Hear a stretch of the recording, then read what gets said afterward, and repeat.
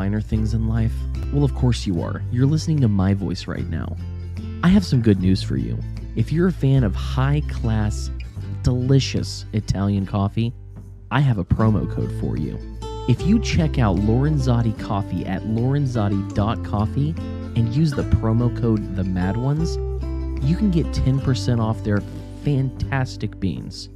So join us, lorenzotti.coffee, promo code TheMadOnes.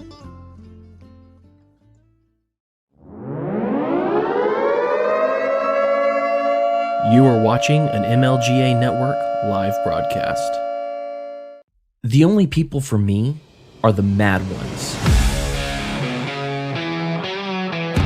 The world is filled with the boring and the barely conscious. And misery loves company. But we don't have to live this way. Jessica and I are here to talk to those the system rejects, to radicals and thought criminals.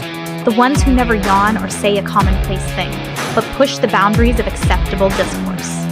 Those who stare reality in the face and dare it to be different. History isn't made by the timid, and fun is not had by the perpetually afraid. We are the mad ones. So let's get to it.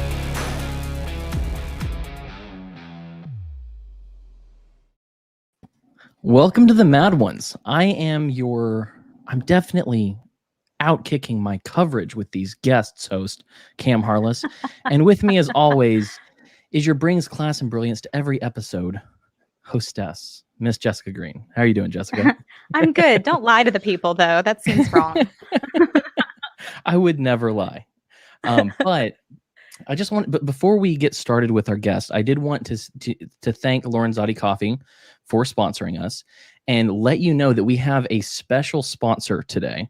Our sponsor is the only 60-second podcast on the planet where you can get a man in a shamag holding an actual newspaper and telling you the news of the day in 240 stunning pixels, OPSEC drip with Pilar Petrie.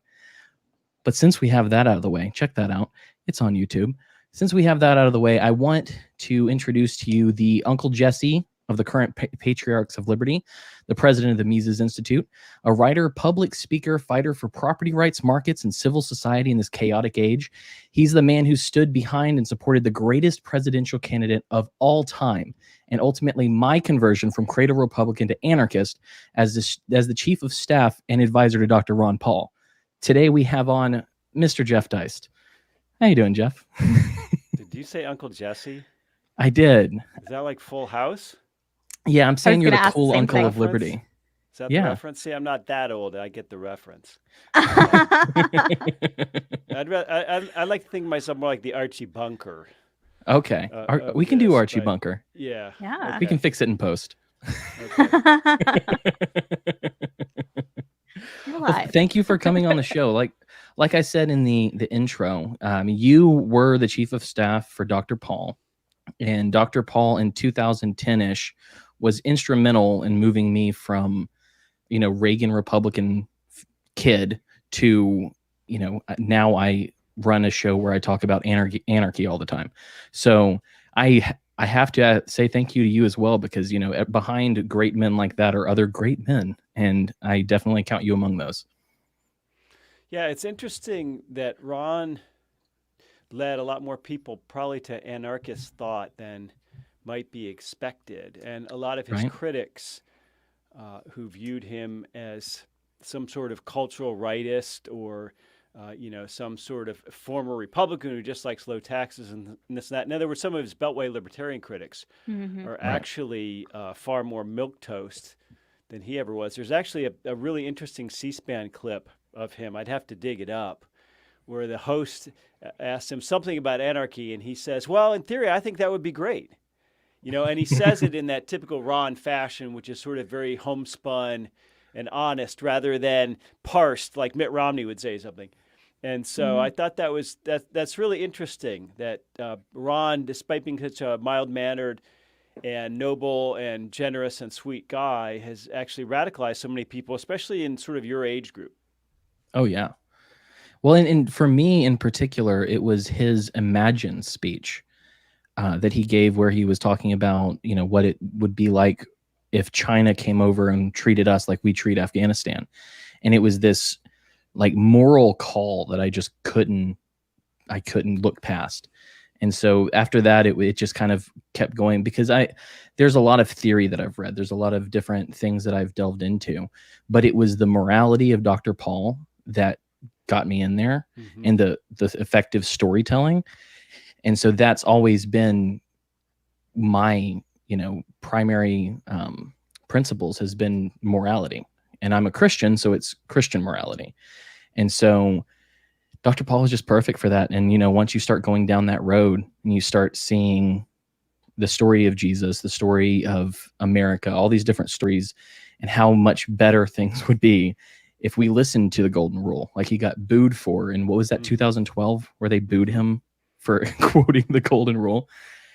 You go down the road further and further till you're like, you know what? I don't want aggression. I don't want anything but peace. I want to try for peace.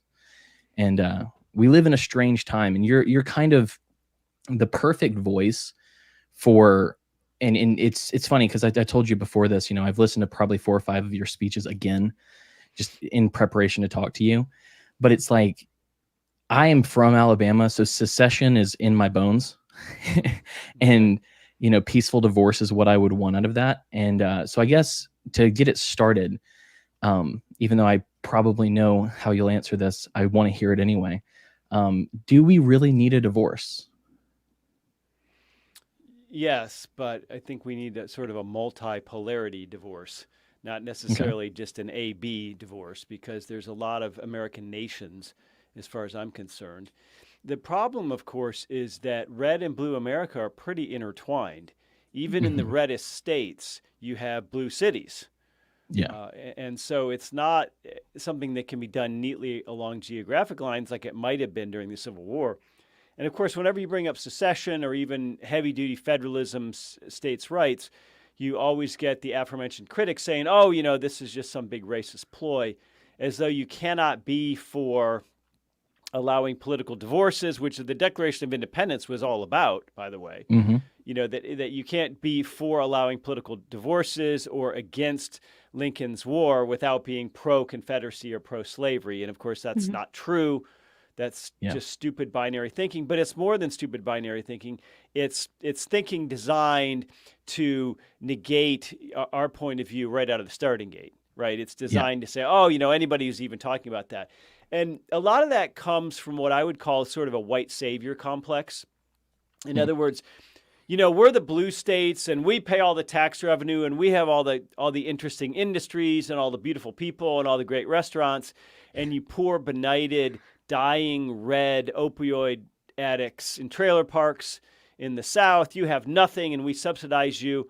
But we can't let you go, because if we did, you'd impose all your terrible laws and restrict abortion and on the citizens, especially the black citizens of those states. And so we can't allow that. And so that's sort of I think as a pragmatic or political measure, what makes it so hard to deal with the left on this topic, because they're starting at an almost unhinged perspective from the get-go, because unfortunately the legacy of slavery in our country and the legacy of the Civil War has made the issue a non-starter in a lot of people's minds. We also have a terrible Supreme Court case, U.S. versus Texas, which unfortunately on the legal side, I would consider absolute nonsense, but it has poured concrete between the ears of a lot of legal scholars, let's just say. So it's something that's such an obvious solution to our problems. It's staring us in the face. It's right there, at the end of our noses, that it's just crazy to have a country of 330 million people run basically by a handful of folks, politically anyway, run in Washington, D.C., so that we have to have the same abortion laws everywhere in the country. We have to have the same gun laws. We have to have the same laws, school prayer, whatever it might be, in Manhattan as we do in the furthest remote part of Alaska. That's absurd on its face.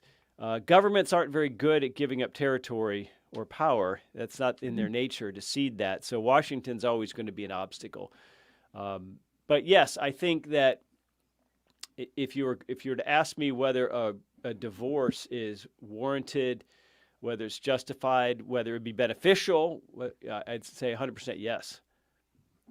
How do you think, given that we have this legal standing that's poured concrete into the ears of legal scholars, that we proceed with this?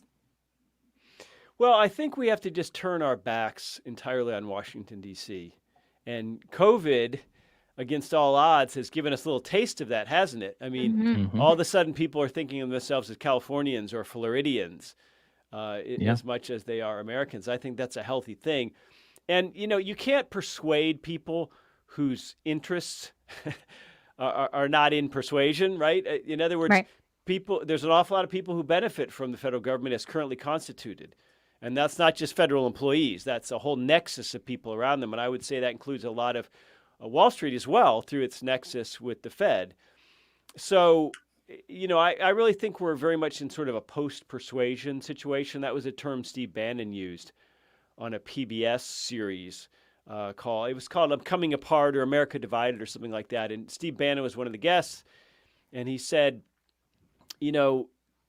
people are more dug into their worldview than ever before.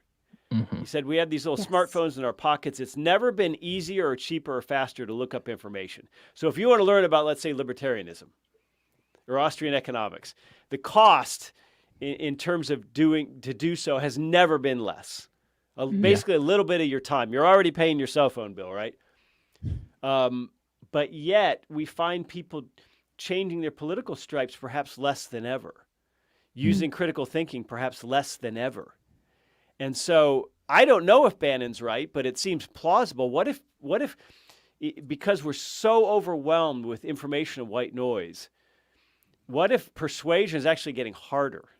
What if we're actually getting narrower and more tribalistic in our worldview because we're able to sift through all this information and white noise and find what supports our existing perspective, right? It's easier now than ever. Yeah. And that really struck me as something, what does that mean for politics, or what does that mean for any sort of peaceful secession or decentralization movement? And I think what it means is you just have to sort of hope that Atlas shrugged. I mean, in 1982, nobody thought what happened in the Soviet Union in 89 was going to happen. Right. And it just happened because they had nuclear missiles rotting in silos, and people eating 800 calories a day, and a fleet of tanks that were rusted and didn't work. So at some point, maybe FedGov is going to become like that. Entitlements can't be paid, the dollar can't be inflated forever, deficits can't be run forever. But I'm really of a mindset that our job is to work on the mechanics of separation rather than the art of persuasion. Well, I was at the Mises event in Orlando. I forget what month that was. I got to say hi then, but that was when I first heard you talk about this concept of post-persuasion. And of course, my mind kind of starts trying to apply this concept to how I've thought about things. Because I used to be that guy that was on Twitter or Facebook that was always arguing with every person I came across, and I would give them all these great quotes and great, studies and this and that. And then in about end of 2015, 2016, I was like, I'm wasting my time. This does nothing. Out of the hundreds, thousands of people I ended up talking to or interacting with, I knew 2 that came over to libertarianism from that shtick. And I'm like, that's great that they did. I'm very happy that they did. But I kind of found that I've had more, I don't think that ideological self-segregation is a bad thing. And so when I've gone out and I've talked about these things and the way I feel about these things and talked about the ideas rather than arguing, I found that I kind of take a lot more people with me, because I'm talking about something I'm passionate about rather than coming against something someone else is passionate about. And so I do feel like there's some kind of good place to find in that post-persuasion idea where you stop trying to have the fights and you start trying to model what you want to see. And you start, building community. You start telling the federal government to go screw themselves and live your own life. You know, I don't know how you feel about that, but I remember after you had that speech, I was just like, I've been thinking about it since, and I've been like, I want to talk to Jeff about this, and now I can. Yeah. I would wonder, the idea of turning your back on the federal government sounds good. They interject themselves. That's a criticism I get a lot when I tell people this is, well, we got to start doing agorism and we have to start building alternative communities. And the knockdown I always get from that is, well, the government's just going to come in and stop us. Right now, we're even looking at, like, with Bitcoin, the government is threatening to put a 42% capital gains tax on it. And, like, people are freaking out and diving out of Bitcoin because of that. And it's just like, I too, I'm like, are they going to just step in there? Can they just end this? And if they can get in the way of Bitcoin, is it possible to create these alternative markets? What do we have to do to really shake off? Like, where can we put our efforts to shake off this albatross we have around our neck? Well, they can end Bitcoin in a sense that they can always seize your physical person, regardless of where your assets might reside in the digital sphere somewhere. They can always seize you, right? I mean, that's the ultimate check that any government has. But at some point, it all rests on their credibility and whether people would allow it. I mean, there's a lot of guns in this country. And that's probably the number one thing that sets us apart from any other place in the world. It's just the sheer number of pistols and rifles. Right. It's absolutely unprecedented. There's no other country on earth that's like that. So it's really hard to even look at history and view a populace that's that armed and what might happen. So that's something we have in our back pocket, I think, is the fact that we can shoot back. But more importantly, the question is always, well, yeah, they can stop things. Of course they can. But what does it mean to try to operate politically at the federal level? I mean, Cam, you said Ron got booed for bringing up the golden rule. I believe that was in South Carolina at a Republican primary debate. Ron Paul and Rand Paul have both been on the ballot.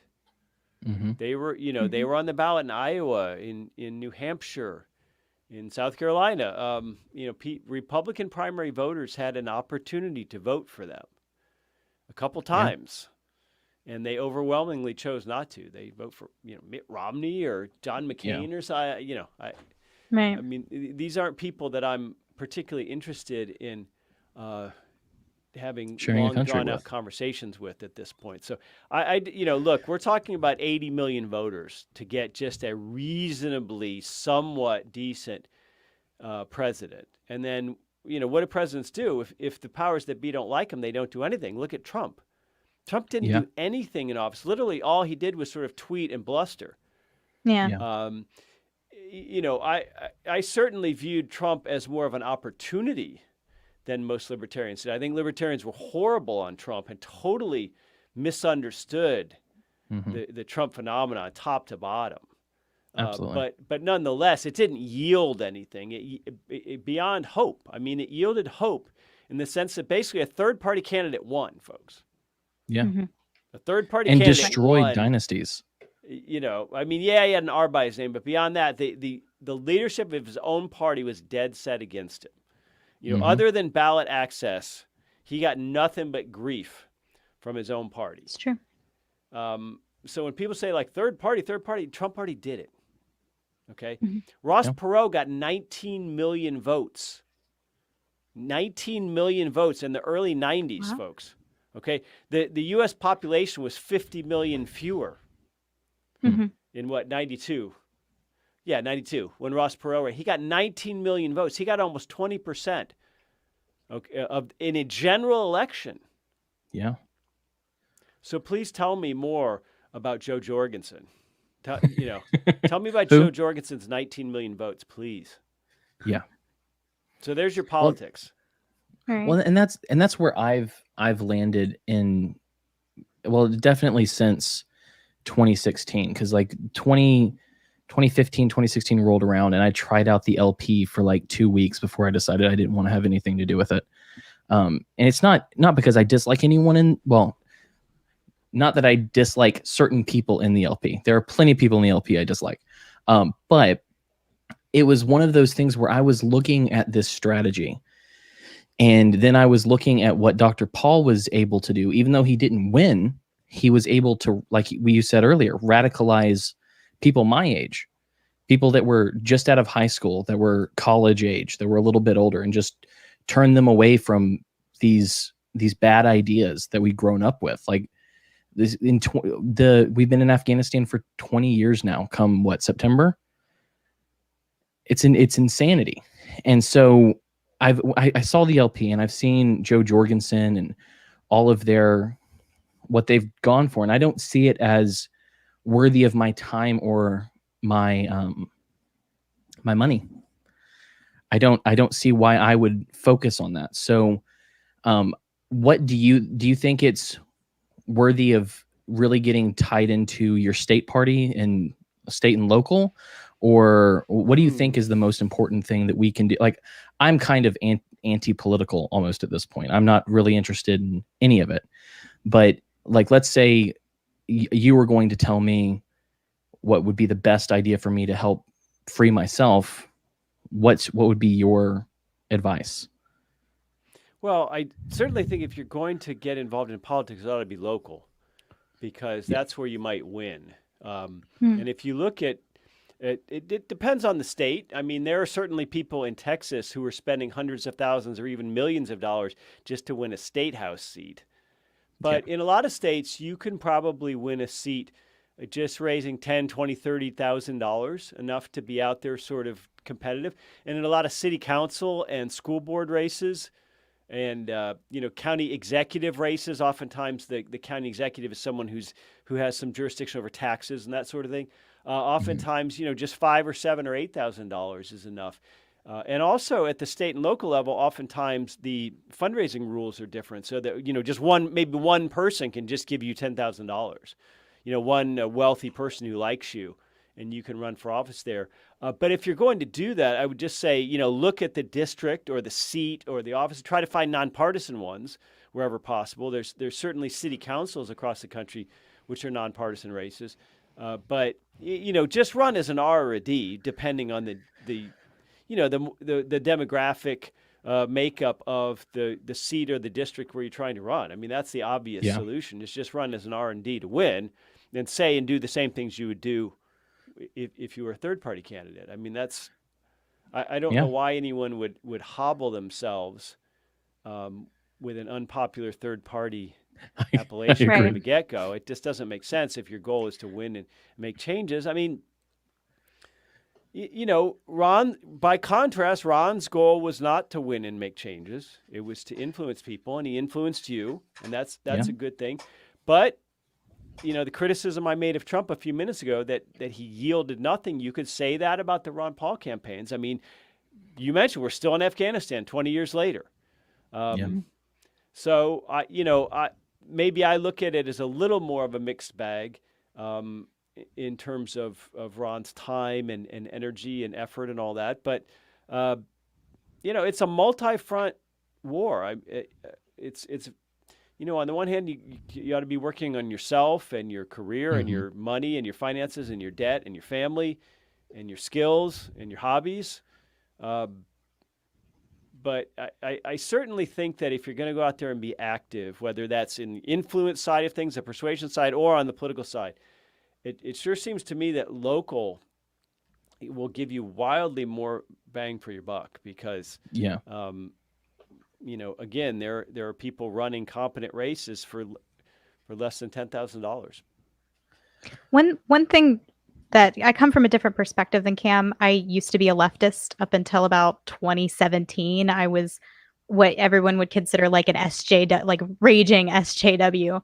And so when I started to walk away from that, which happened because of a multitude of things, but namely because of the attack on Rand Paul by his neighbor, I started to see my compatriots and allies start to cheer political violence. And they were like, go Rand Paul's neighbor. I'm so glad he kicked his ass. And I'm like, this is not the kind of people we want to be, right? and they turned on me like a crocodile with prey. It was so fast. And so I had started to be like politically homeless, started to get away from like leftism. I started reading Mises Institute. People had sent me articles that came from the Mises Institute. And I posted one on my Facebook. And almost instantaneously, somebody came back to me with he said this blood and soil thing. And I was like, well, that's awful. And then I went and looked and I found the speech and I listened to the speech. And I'm like, this is not awful at all. And that was a huge moment for me. One of the multitude of moments where I was like, hey, something is rotten in the state of Denmark. The way that information is being presented to me is not truthful. And so when I went through all of that to come out now at 2020, this election is going on. I've decided that these parties are awful. I want nothing to do with them. And here's the third party, the Libertarian Party. And they're trying to emulate the woke talking points, hoping to attract leftists or ex-leftists or people just like me. And I can do nothing but cringe thinking like, this is awful. The reason I walked away from the Democrats is because I didn't want this, And so, all the stuff I have in my head about being against political action, I kind of feel like I got from that sort of Mises strain of thinking, the articles I've read at Mises, the talks I've listened to. And what I keep hearing back most recently now is this idea that political action is effective. And what I find interesting about what you just said is not through trying to win seats as a libertarian, but to go in wherever you think you can. Like my district is all Republican. It's all deep red around here. So even though I'm technically an anarchist, just to be clear, I should go say I wanted to get into politics and run myself as a Republican and try to I just want to get a beat on that because I'm not sure I understand. Well, the first thing you should do is shut the hell up on podcasts about being an anarchist. That's the first thing you should do if you want to run for office. I'm personally not gonna run, but blew it. Okay, you just blew it. You're not running for anything. Yeah, look, I have been totally outside of political activism. I was involved with the California LP in the early 90s, a long time ago. So I'm not really one to speak. I don't follow the LP. I don't know what they're up to. Who does? I like the idea of third parties.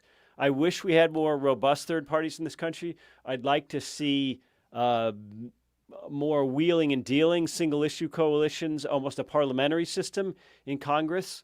The parties aren't mentioned in the Constitution. It's really a tough situation because basically what the Constitution says, or at least at the federal level, it's a tough situation because the Constitution says the House and the Senate can operate pursuant to the rules that they promulgate. That's basically, it's that open-ended. And so the two parties have come along and said, well, whichever party has the majority basically completely controls the body. It controls all the committees where legislation originates. It controls the floor schedule. It controls what votes see the light of day. It controls parliamentary procedure. So it makes it very tough for third parties in this country at the federal level. There's no doubt about it. So, I think you have to look at your own situation and say what might work, what's best for me. But what I don't like is when people run for office like it's some kind of badge of honor. In other words, people with no qualifications, no achievement in life, no money, no contacts, no network. I mean, what are you doing? You're some absolute nobody, and you're saying I should be governor of X state. Well, that's absurd. When you're talking about someone running for office, if that person has a lot of prior success in an industry or a profession, if that person has a lot of money so that they can each, partially self-finance or at least spend a year on the campaign trail without an income and be fine. If that person is well known in an area, sometimes that's like car dealers or medical doctors, for example. Right. All that stuff where your first hurdle is name ID. Yeah. And so when Arnold Schwarzenegger ran in the recall race against Gray Davis for governor of California, well, he's Arnold Schwarzenegger. And now we've got Caitlyn Jenner. So that first hurdle is name ID. So I hate this idea that merely running for office is somehow noble in and of itself. It's not. If you haven't done anything, in other words, you have to look at yourself and say, who am I to even do this? Yeah. And if you don't have any sort of name ID or money or contacts in an area, or any sort of viability, then I think you ought to be focusing on other things. Well, it's like why would I be telling other people how to clean their rooms when mine's dirty itself? There you go. Like what would I do that? One of the things I wanted to mention is let me just throw this out there real quick. When it's not just about the product, it's about sales and marketing. So when Microsoft was coming out with Windows, all the techie people hated it. This graphical user interface, they said, oh my gosh, this is for people who aren't good at computers, and I don't like Windows and these click boxes. I want to code everything. And so to this day, there are lots and lots of tech people who think Microsoft in general and Windows in particular are crappy systems. And they wish there was something else. And back in the day, there were probably 100 or 200 or 2,000 little competitors out there in garages offering better products than Microsoft. But Microsoft won. Microsoft had better marketing and sales. Okay, so when libertarians sort of cry about, we have this wonderful theory, we have the best message, and we're for peace, we're for that. It doesn't matter. That's only one part of it. That's the product. Yeah. Sales and marketing are two different things. And when the DNC wants to do something, if you're the DNC and you want to promote a candidate, let's say an up and coming candidate, who do you call? You call Tim Cook from Apple.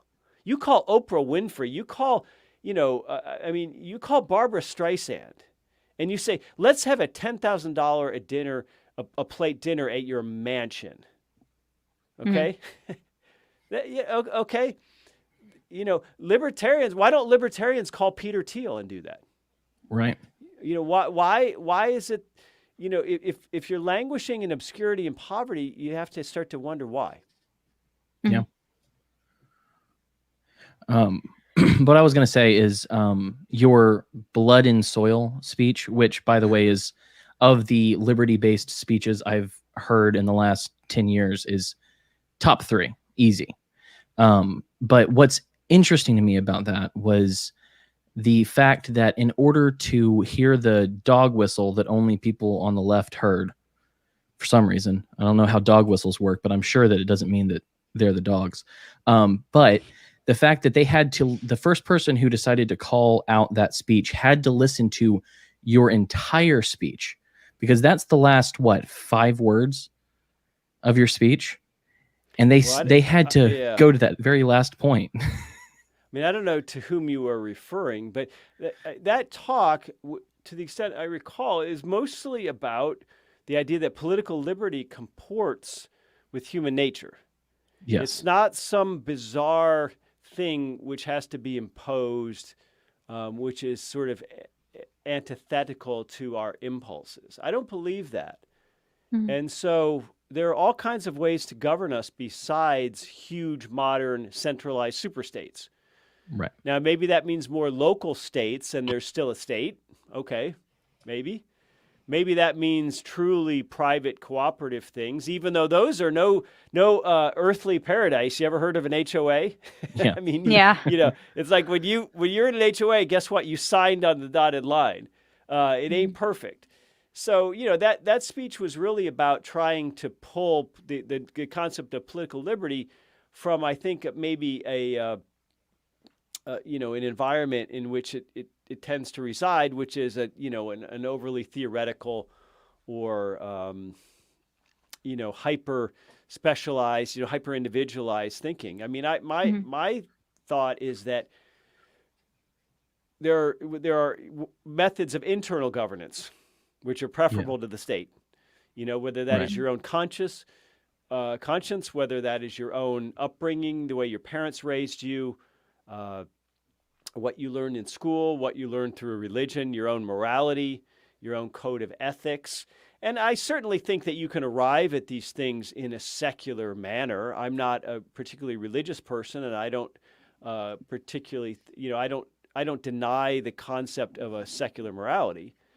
But I mean, libertarians have gone so far to the other side, so hostile Yeah. to traditional family, so hostile to religion, just crazy.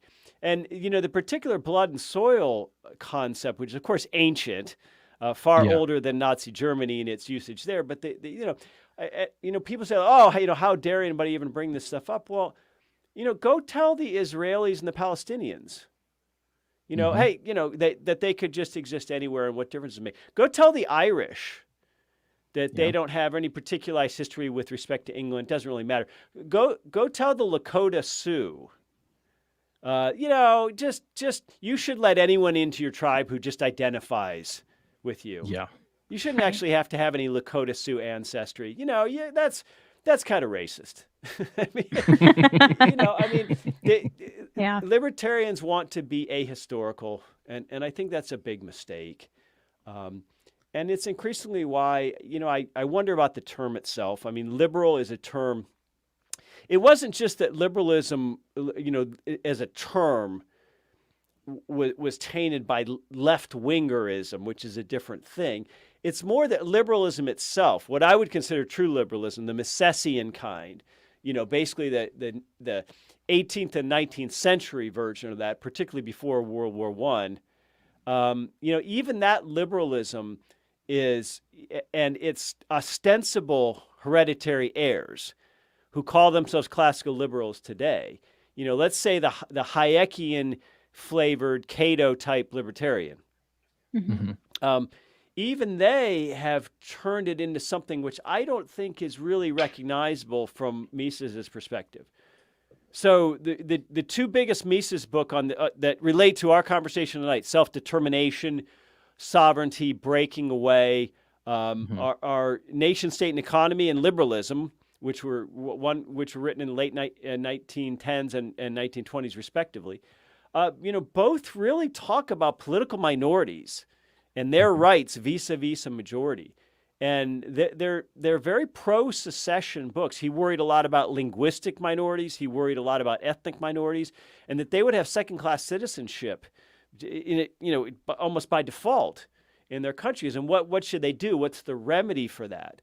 Well, Mhm. Mises saw the remedy as self-determination, as secession.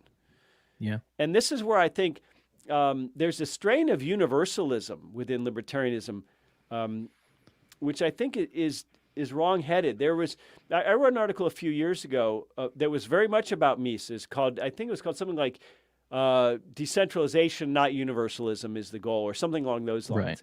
And so there's a lot of quotes throughout Mises's career, and he wrote for many, many decades, where he says, universalism's got some problems, and here's X, Y, and Z. So while I would imagine that the three of us could agree that there are certain individual universal human rights that are derived from natural law, Mhm. which are derived from our creator or our nature, or however you want to come at it. The right to your own physical bodily integrity, to not Mhm. be physically aggressed upon, the right to own property, the right, some other natural rights. But that's about as far as I would take it. Mhm. The things that Western classical liberals imagine are universally believed are not universally believed. Right. Go to Japan or China and start talking about property rights and zoning. Yeah. And you'll find that you're talking to people with a very different conception of things. Now, obviously, we can't lump all Japanese and Chinese into one category. We can't lump all Americans into one category. But the point is that there are differences amongst peoples across the globe, and Mhm. that's okay. And Yeah. what libertarianism ought to teach us is humility, not hubris. Instead of this idea that we need one size fits all and that we know best, and that, you know, what China really needs is, a white paper on enterprise zones or something. No, it's not my place to tell China what it needs.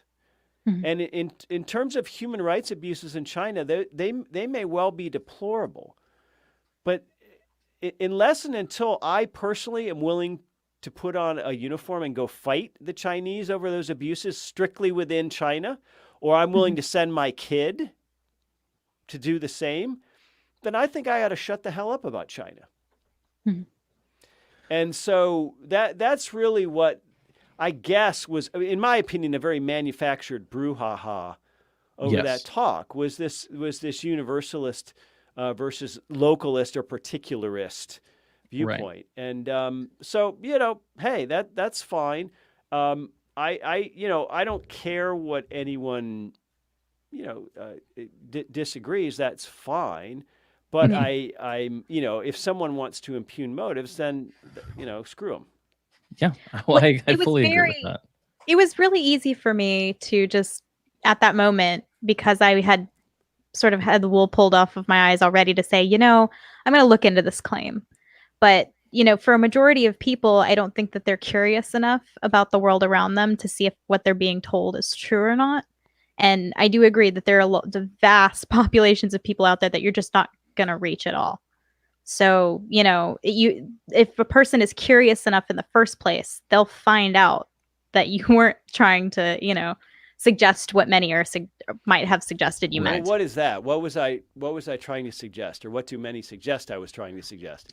What was implied to me, I shared a Mises article. I can't remember. I wish I remembered the article, but I shared it on my Facebook, and this is early on when I had kind of started to walk away from my SJW tendencies. Okay. And one of those friends I was still involved with, almost within a minute of me posting that article, said something about, you should know about this guy. He is, I don't know if she directly said Nazi, but said like something along the lines of like white supremacist sympathizer, something really extreme.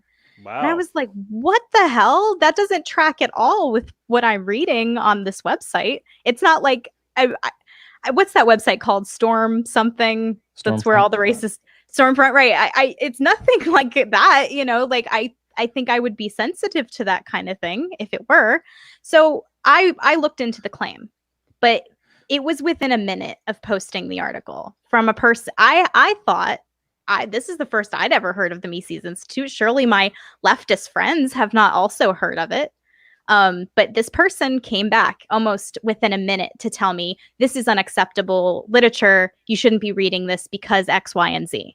Wow, and that was stunning to me. I was like, well, hold on, you know, like I should be free to explore my own thinking. But I mean, no, you know, people just have to toughen up. Look, I don't care. Yeah. You know, that woman, it was a female. It was, yeah, of course, it was female. That's cool. I mean, she can say whatever they want. I mean, yeah. Look, you know, people just need to toughen up. It's fine. Now, the response to someone saying you're a Nazi is not to say, oh no, I'm not a Nazi. I mean, that's absurd. I think the word was white supremacist sympathizer, right? Wasn't Nazi directly, but that's Nazi adjacent. But there are a lot of people. We need to be realistic about this. There are a lot of people with a positive rights worldview. Yes. And when you don't go along with that, they think you are actively harming them.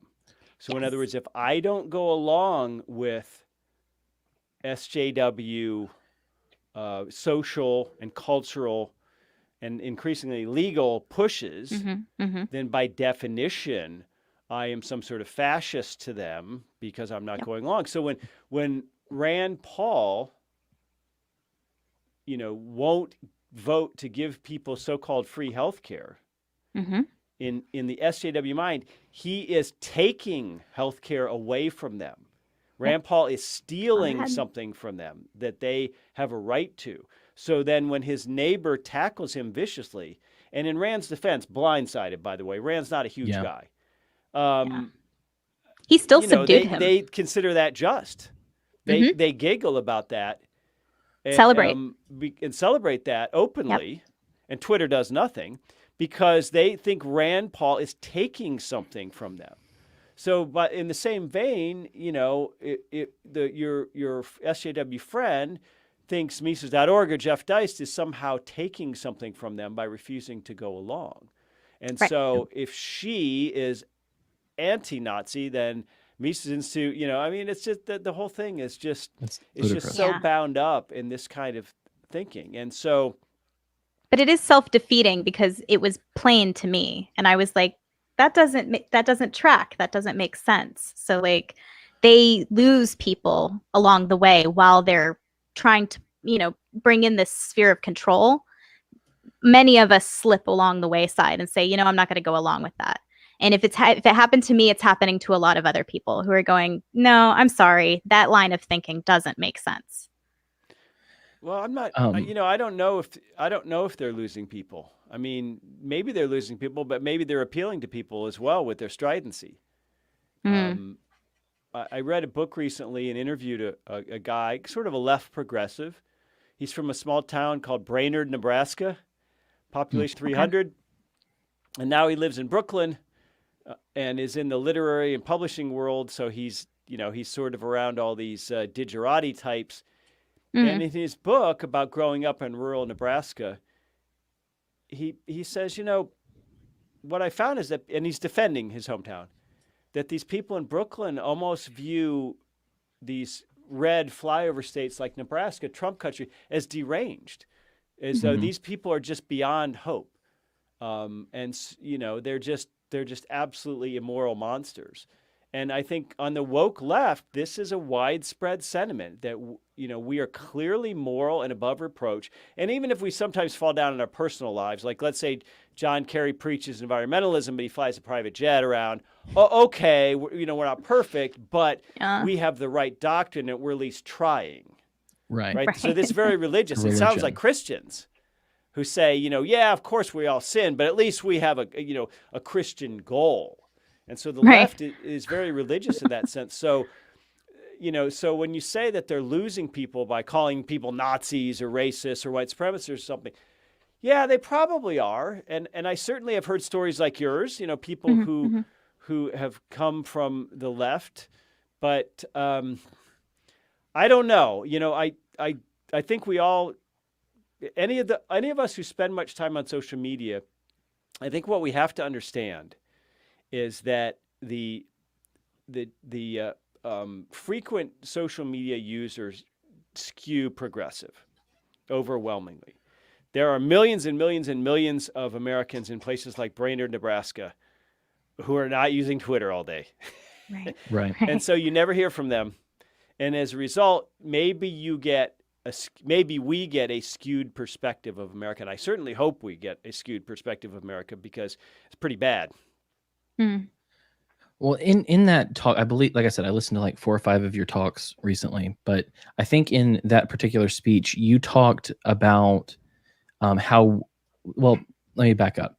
The Libertarian Party and all of that, there's this phrase that they use, which is a world set free in our lifetime, which is universalist, like what you're saying.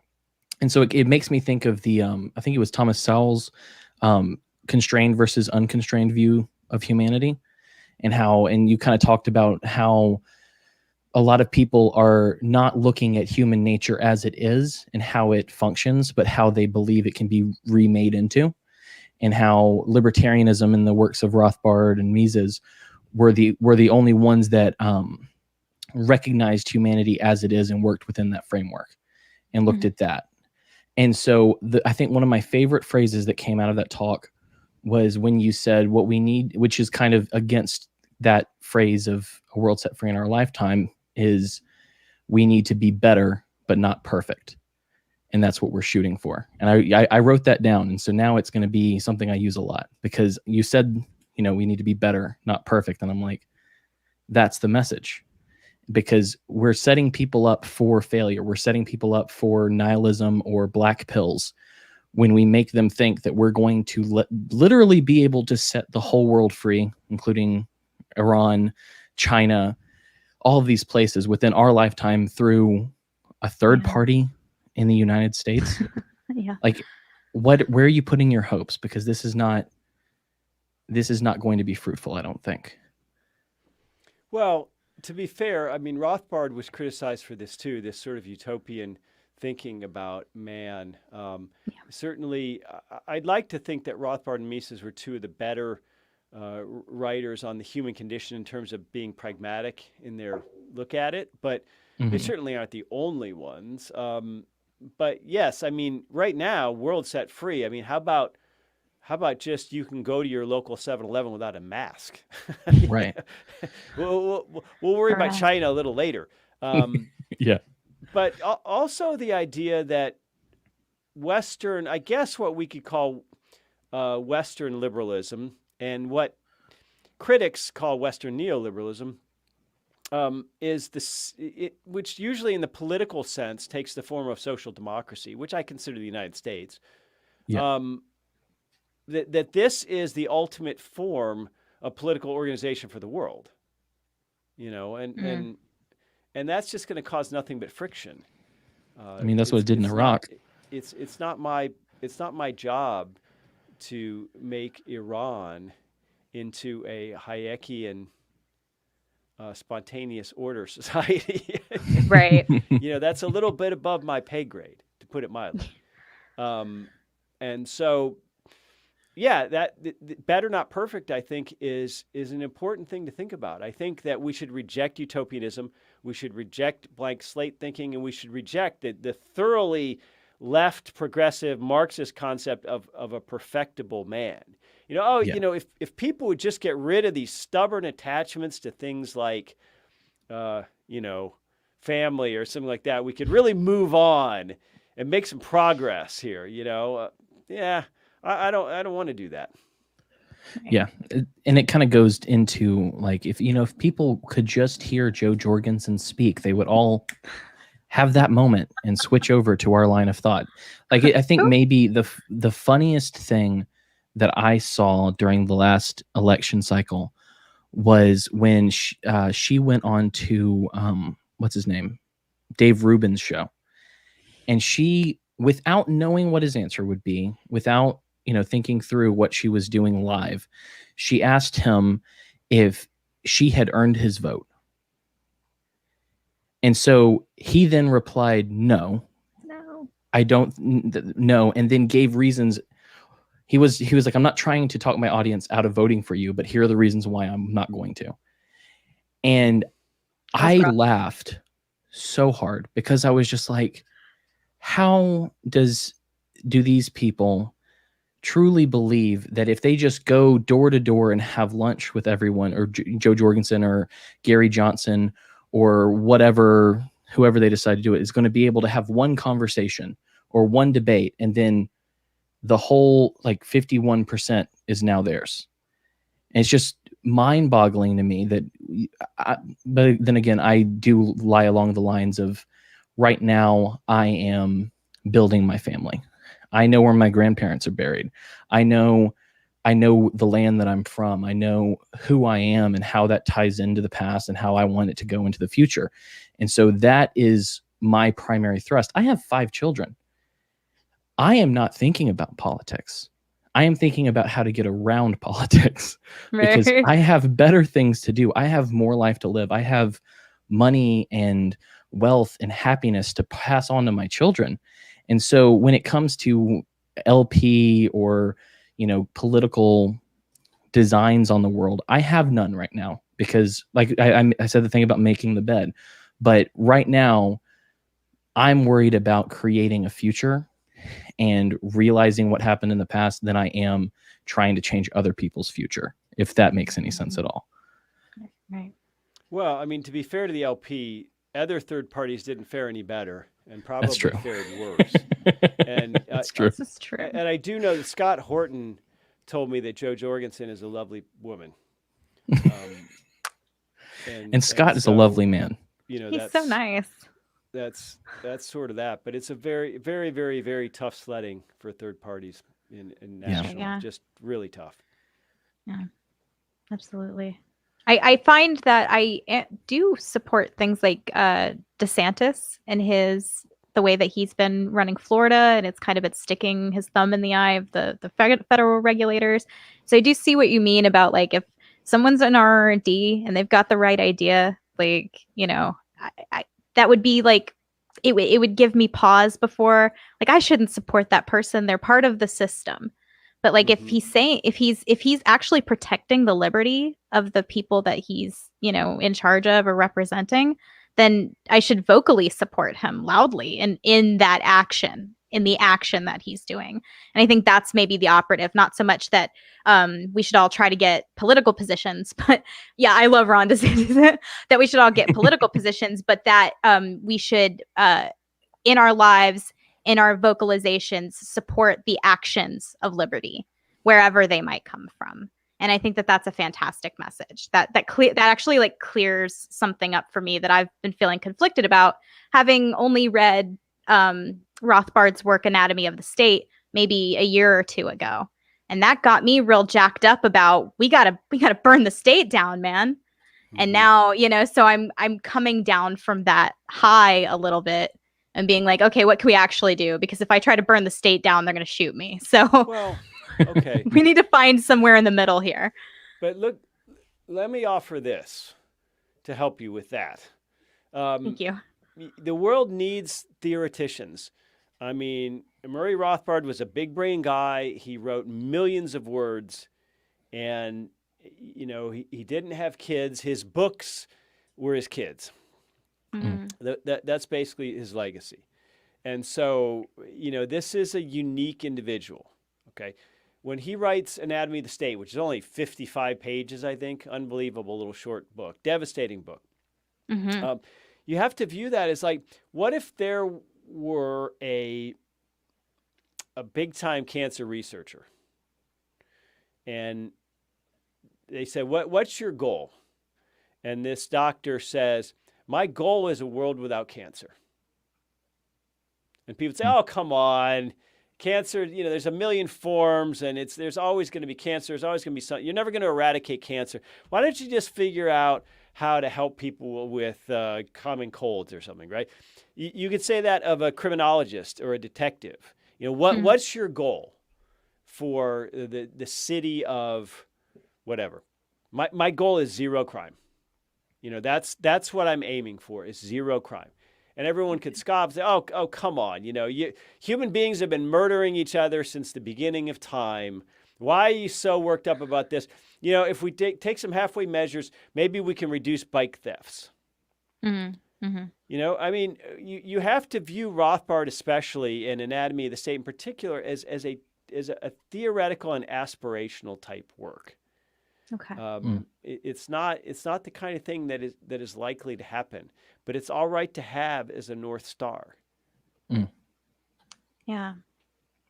On the pragmatic, practical level, do you think it is better to have the world set free in our lifetimes kind of idea or in mind, or do you think it's better to set like reachable goals? Or do you think that there's some place in between that would work best for that? That's so tough. And there are so many better people you could interview than me on all this political action stuff. I mean, it's funny that we fall and everyone specializes in what they're worst at. That's what Murray said. And now you guys are asking me questions about what I'm worst at, which is it's so difficult. I wish we could get together on issue coalitions. Okay. In a more, if take abortion, if all the money which has gone over the years into the coffers of Republicans who said they were pro-life, if all those millions and millions and millions of dollars from sometimes single-issue voters, pro-life voters, if all that money had simply gone into actual mechanisms for helping young girls in trouble. Think how much could have been saved if all the energy of red state versus blue state Bush versus Gore and the antipathy that came out of that. If all that had gone into simply, huge energy against the Iraq and Afghanistan wars, for example, where we spent trillions of dollars, and we're going to have trillions more because we're going to be in Afghanistan forever. It's going to be like Korea. And we're going to have unbelievable VA bills for these young people for a long time, folks. So we have no idea what those wars are really going to cost us.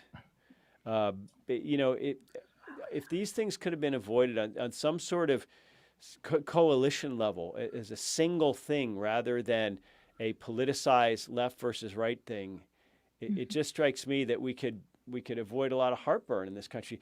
I mean, I would say, obviously marijuana and cannabis legalization have been sort of a drip by drip victory of sorts over the years at the state level. Everything that's good on marijuana has happened at the state level, by the way. It didn't happen at the federal level. But if you look at gay marriage, folks, right up until 2008, Barack Obama was saying, a marriage is between one man and one woman. Bill Clinton said that. Hillary Clinton said that. Al Gore said that. They all said that. But a long time ago, even in the 1970s, after Stonewall and yada yada, and into the 80s when 80s, 90s when AIDS became a big thing. I mean, people who wanted gay marriage organized in a way that the fact that gays themselves may have been a 1 or 2% cohort of the population, their influence and power and voice was wildly outsized. So they were able to get the Barbara Streisands of the world to support them. And at some point, this is a lesson. At some point, I don't know when that point was, but at some point in the last 20 or 30 years, some people decided, we are going to have gay marriage in this country, period. We'll do it legislatively. We'll do it through the courts. We'll do it through social pressure. We'll do it through corporations. We'll do it through, the mainline religions. We'll do it by hook or by crook, but we're going to have it. And those people were a tiny percentage of the population, but they had friends and influence and connections, amongst people with media and money and power and influence. So imagine if a group equally as dedicated and a group that similarly only represented, let's say, 1 or 2% of the population had decided 40 years ago, we are going to get rid of the income tax in this country, period. We are not going to have an income tax. We're going to eliminate it.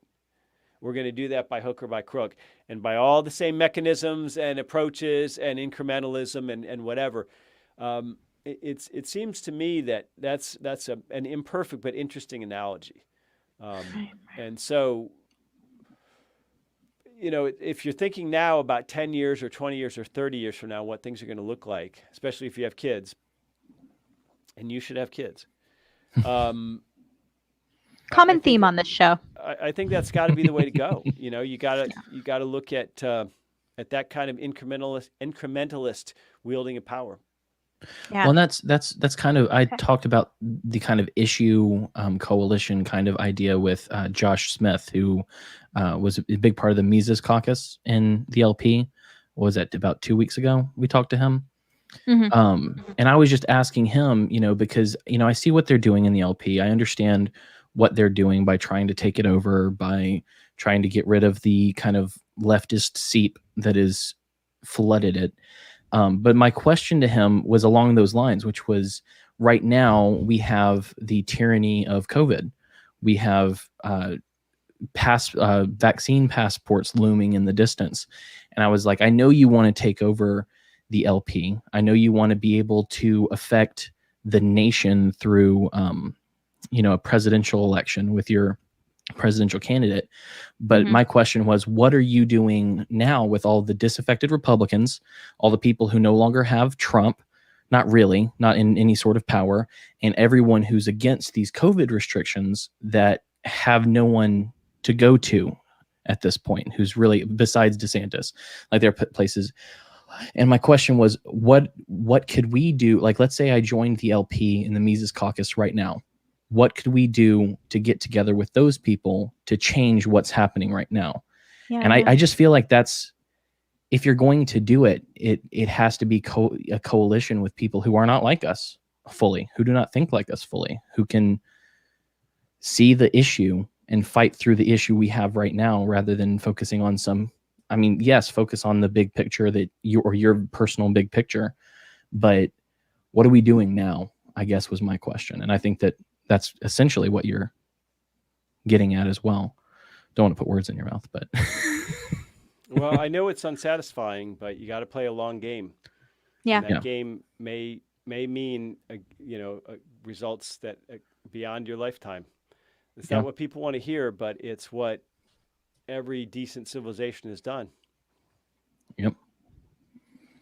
Well, let me ask you one of the questions. Like I told you before we actually got on here, we are purveyors of white pills.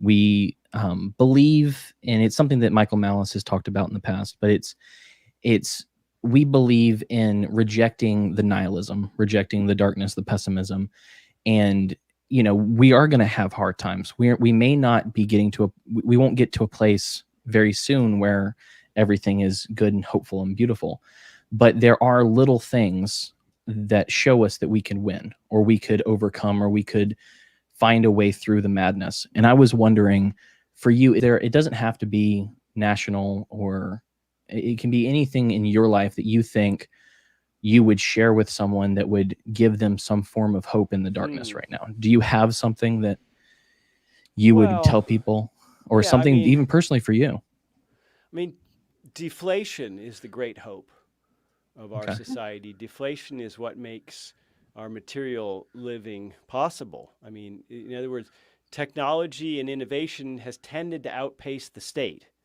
in the West, which is why goods and services become cheaper over time if the government lets them. The things government controls, like education and healthcare, get more expensive.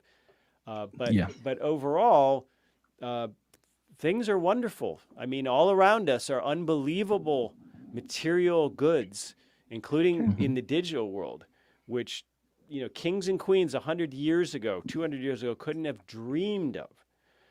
So, we have no cause to complain in that sense. It's not the material world where we're lacking. It's between the ears. And people don't want to hear this, but, there's a more moral aspect to this. I mean, we've gotten fat and weak and lazy and soft. And in many ways, we don't deserve the material inheritance we've gotten from better, stronger, tougher, harder people who came before us. And libertarians never want to hear this about ancestry. Oh my gosh, dog whistle. Oh, okay. No, I owe something to my great-grandparents. Okay, I owe something to Mises. I owe something to Henry Ford. I have very faint memories of my great-grandmother. She only lived till I was about 5 or 6. But she didn't trust washing machines for clothes. She thought, they don't do a good job. And so she had this kind of bucket contraption with a washboard that sort of went into it. And it was sort of like a mop bucket, like you'd see a janitor using somewhere. But so it was angled, and so you scrubbed the clothes, and then the water went, and the sudsy water, I guess, went into the wash bucket. It was a very physically demanding thing. And, that's someone that I can remember within my lifetime. And so imagine what her perspective and her life and hardships were like, seeing widespread automobile use come into being, seeing, replacing horses, seeing widespread electricity use come into being, seeing indoor plumbing coming into being, seeing modern vehicles, seeing air travel come into being, seeing widespread telephone and radio and then television come into being. She didn't live to see internet come into being.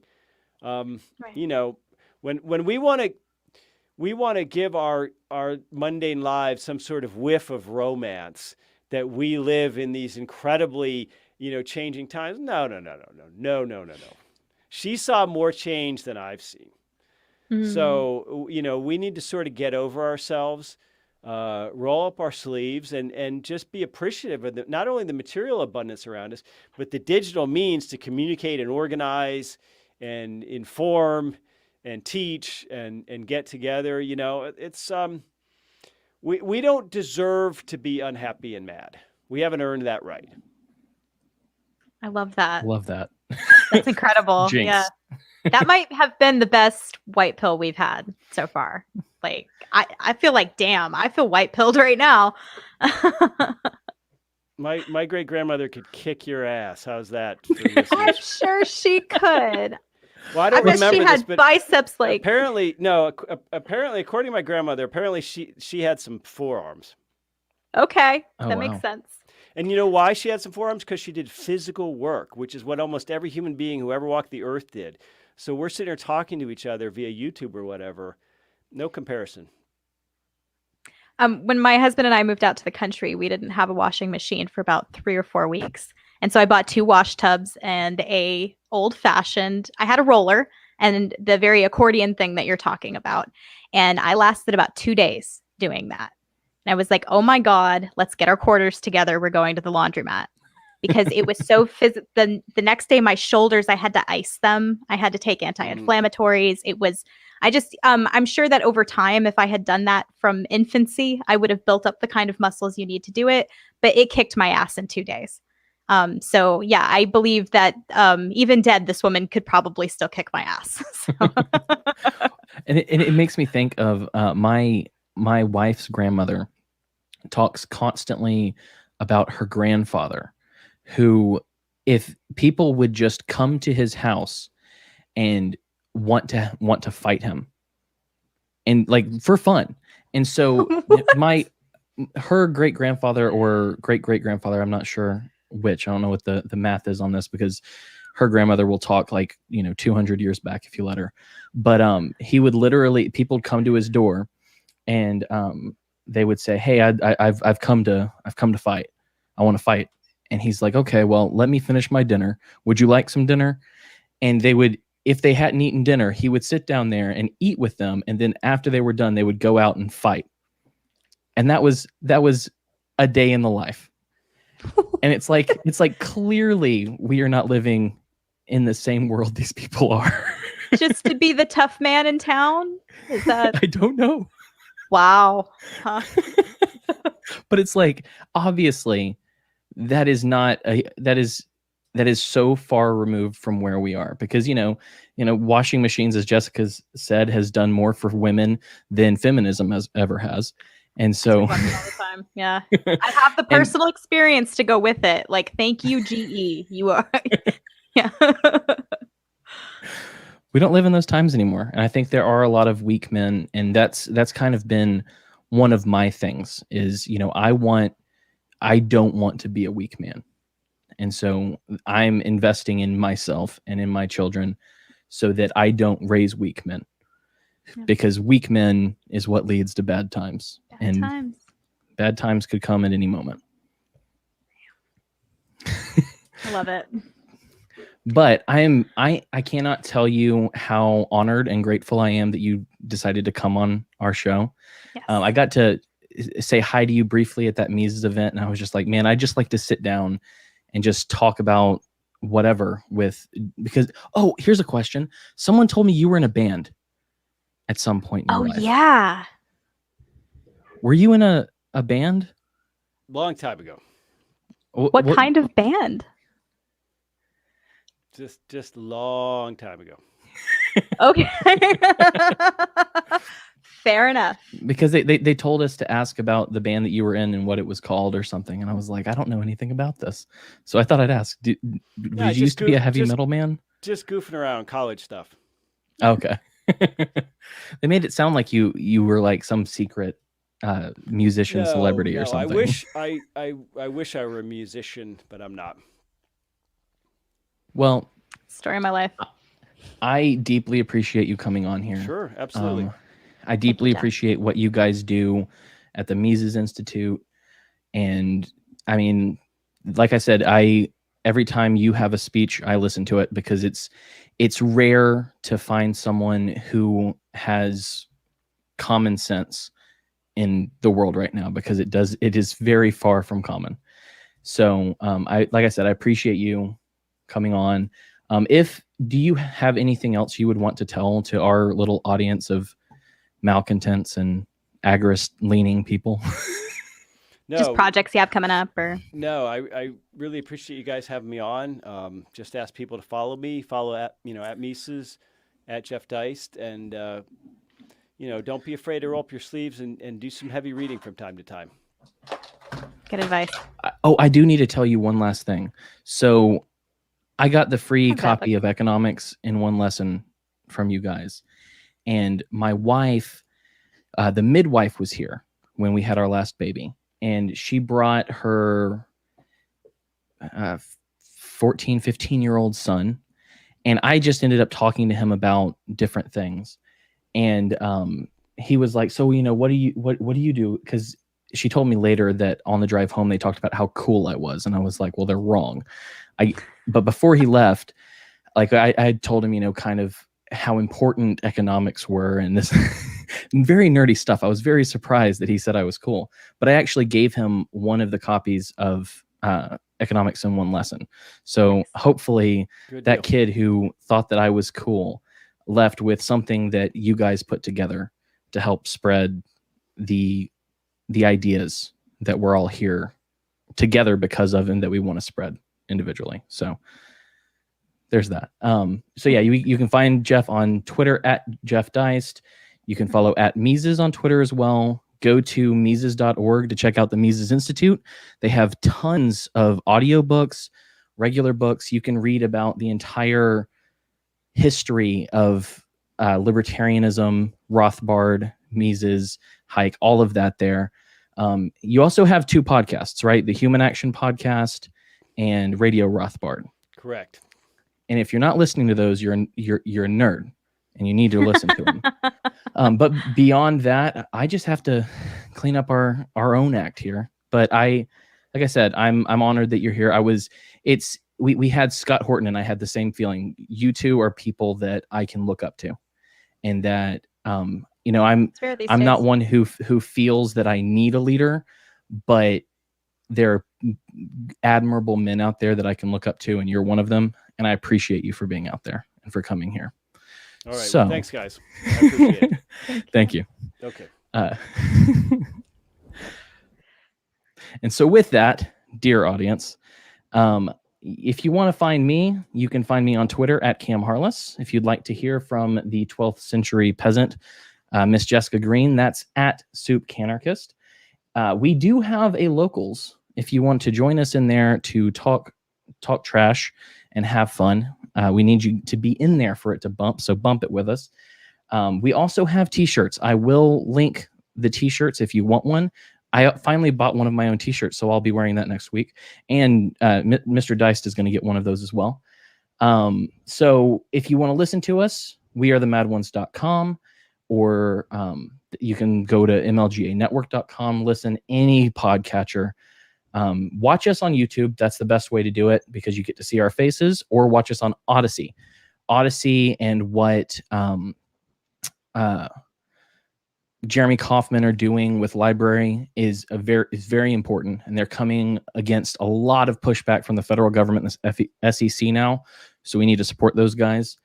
And then check out lorenzotti.coffee. Use promo code TheMadOnes to get 10% off your order. And finally, listen to my friend Pilar Petrie's 60-second podcast on YouTube called OPSEC Drip. It came out of a joke that I made with him, and he does it every day, and it's in 240p. Like, it's beautifully bad quality, and I love that. So check that out if you can. Also, don't forget to hit subscribe and hit the notification bell, because that does a lot to bump our channel and give us access to all kinds of YouTube things. And if you're coming to this episode after the live feed, leave a comment down in the comments section, because that does actually help us kind of bump it up in the algorithm, and we would really appreciate it. Thanks, guys. And so what to look forward to. This coming Wednesday, 3 days from now, I guess, we have Miss Carrie Wedler joining us. That'll be a lot of fun. And then May starts. May's a fun one. We have one that I haven't announced yet, but we start off with Freckles and Britt, and then in between the next one for my birthday, by the way. So you guys Yes. have to come to my birthday feed, and you have to bring May your canned 5th. wine. May 5th. May 5th. Right. Just after that, the Sunday following that, we're going to have Tetsui on with Allie from Tennessee. Best couple on Twitter. Join us for that. Then the badass Miss Monica Perez, followed by her wonderful dolt, Mr. Brad Binkley, the week after. We have a great month of shows coming. And if you don't join us, I hate you. And go die, I guess. No, don't. But with that, we love you guys. Thanks for watching. Thanks for listening. And as always, be the glitch you want to see in the Matrix.